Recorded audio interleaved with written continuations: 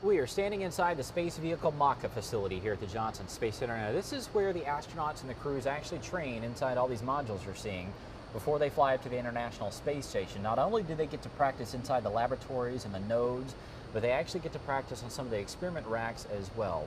Brion Au joins us. He's one of the payload developers for one of those experiments, which I actually think is one of the more cooler ones, which is EarthKAM. Now, this is the only student-run experiment on board the International Space Station where they actually have direct access into this camera system. Talk a bit about what it is and what they do. That's correct. EarthKAM is a payload by students for students. It was initiated by Sally Ride back when the shuttle was still flying, and we've since then migrated over to the space station. Yeah. And we've operated about 38 times, and we continue to operate for about 4 weeks, about 4 times per year. Okay. So let's talk a bit about how it works. Basically, students get to see a map of the Earth.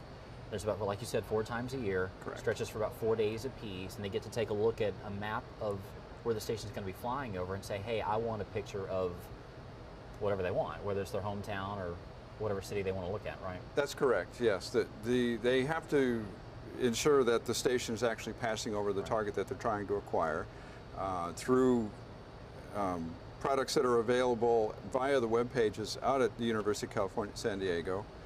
We show the orbit tracks, right. And what they do is you can auger down into the map that's directly underneath that orbit track, and let's say it does pass over Johnson Space Center. The data will provide the time, the instant that the station is directly overhead, and you can take that information and plug it into an information request and literally request an image. They're in charge. They are in charge, yes. So let's talk a bit about what the crew does. Now, this rack would actually be in the floorboard of the space station, right? It's on the bottom, obviously facing the Earth. That's correct. This is in the deck, and the deck 3 position of the U.S. lab. Destiny. And the window that's inside actually looks down over the Earth, and it's actually covered up by a shutter that we're now opening. And as the station flies overhead, they can see out the lab window. Yeah. It's a 20-inch wide, very, very high quality glass, very flat, with a very high transmittant rate for the light that passes through it. Talk about the importance of that. Now, this is not just your regular glass you find inside your house or your car or something. I mean, this does not bend wavelengths. There's no smudges. It has to be very, very scientifically clear. Right? We call it a window, but in a sense, it's a flat lens system. The wave fronts of the glass are very, very flat, so there is no aberration caused by the light passing through it. As I said earlier, the transmittant rate is extremely high, so you can place very high quality science instruments on the payload support shelf in the WRF, the Window Observational Research Facility, and do some intensive studying of the Earth. It's terrestrial. It only looks down at the Earth. So it is a very, very high dollar, very high quality window that looks back down on the Earth. So once the crew gets it set up, it's kind of autonomous at that point. Basically it has the commands that are sent to this laptop, one like we've got right here in front of us, which is just on board, just a regular laptop. Correct. And this is what actually controls the camera, right? Correct, yes. The crew will establish the camera mount, position the camera on board. They connect it to the laptop via the USB cable, turn everything on, and then we'll start the EarthKAM software, which you see here.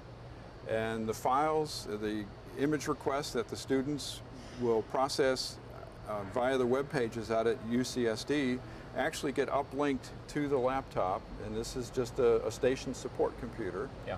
And the software will read that camera control file into memory, and then as the station gets to that particular point in time, it will tell the camera to snap a picture. Snaps away.